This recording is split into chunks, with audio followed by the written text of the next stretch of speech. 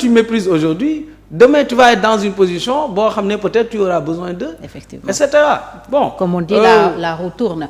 Alors est-ce que Khalifa Sall moom réagir na après seen démission peut-être envers yéen wala envers par l'intermédiaire d'une autre personne est-ce que jot ngeen la réaction de Khalifa Sall? Bon, moi personnellement on a échangé. Après cette démission. On a échangé mais. Lan moo nekkoon réaction? Bon, je peux pas tout dire mais. Oui, wax lépp mais mun nga ñu wax au moins. Il l'a pas souhaité. Président Khalifa ñun ñëpp moo ñu encadré, il a beaucoup d'affection pour ñun ñëpp et il sait que il a perdu des gens de valeur. Des gens qui ne lui ont jamais causé de problème. Okay. Des gens qui étaient capables d'aller dans n'importe quel parti ici au Sénégal. Des gens qui auraient pu même participer au gouvernement passé, qui se sont sacrifiés. Des gens yoo xam ne quand il a été empêché d'être candidat sax teewul sacrifié nañu accompagner ko. Des gens qui ont mis leurs moyens, leur temps, leur énergie pour lui, pour qu'il devienne président. Il sait ce qu'il a autour de lui. Il sait qu'il nous doit du respect, il nous doit de la considération. Et voilà. Maintenant, nos choix politiques sont différents.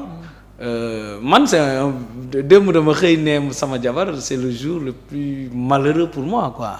Quand toute la presse en parlait, bon. Qu'on me mette, il fallait s'y attendre aussi. Qu'on mette président Khalifa et qu'on dise Mat Codé avait ceci. J'ai eu quand même un pincement quoi. Voilà. Maintenant est-ce que moom bi ngeen di wax aussi même sentiment nga gis ci moom. Vraiment may ma bañ a dugg foofu. Non, en fait on va savoir aussi comment il a accueilli. Non, il l'a pas souhaité. Il l'a pas souhaité franchement. Maintenant bon, moi j'ai l'habitude de dire quand on fait la politique, on dépasse nos émotions. Parce que si man j'étais émotif à un certain niveau sama cousin bi ma gën a jege nag franchement souvent sax nit yi dañ may gis ak nee ma mais yow tu ressembles à diw wala ko même mes enfants ils me disent des fois ils le voient à la télé ils me disent papa c'est toi qu'on a vu wala ko déedéet voilà. Quand j'ai un cousin qui a des responsabilités souvent c'est avec un pincement de cœur que je me suis opposé à Macky Sall. Am sama rakku papa ki ma ñaanal jabar ku ma dem takkali jabar sama rakku papa était avec Macky Sall et il occupait de hautes responsabilités. Donc quand tu mets de l'émotion dans tes positions politiques et tu prends ces positions pour les populations pas pour toi-même, donc franchement bu newoon nos rapports avec président Khalifa Sall et tout on n'aurait pas fait ça. Mais on l'a fait parce que aussi à un moment donné on doit regarder qu'est-ce qui nous a motivés à venir en politique. Qu'est-ce qui me motive quand je me lève le matin très tôt, je regarde mes emails, j'ai ma machine, je travaille et je dois aussi regarder la presse, ce que ça dit.